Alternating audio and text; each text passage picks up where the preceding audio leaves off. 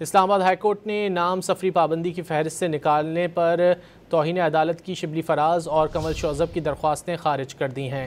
Islamabad high court ने नाम सफरी पाबंदी की फहरिस्त से ना निकालने पर तौहीन अदालत की शिबली फराज और कमल शौज़ब की दरख्वास्तें खारिज कर दी हैं। तौहीन अदालत की दरख्वास्तें अदम पैरवी पर खारिज की गई हैं। सफरी पाबंदी की फहरिस्त से नाम ना निकालने पर दरख्वास्तें दायर की गई थी। तफसीलात जानेंगे डॉन न्यूज़ के नुमाइंदे ताहिर नसीर से। ताहिर, क्या तफसीलात हैं?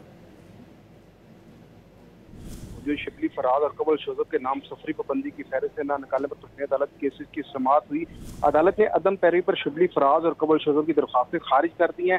इस्लामाबाद हाई कोर्ट के जस्टिस तारिक महमूद जंजीरी ने अदम पैरवी पर दरख्वास्तें खारिज की है। शिबली फराज और कमल शौज़ब ने अदालती हुक्म पर अमल दरामद न होने पर तौहीन अदालत की दरख्वास्तें दायर कर रखी थी। ताहम आज शिबली फराज और कमल शौज़ब की जब से कोई भी अदालत में पेश न हुआ, जिस बिना पर ये दरख्वास्तें खारिज की। बहुत शुक्रिया ताहिर नसीर इन तफसीलात के लिए।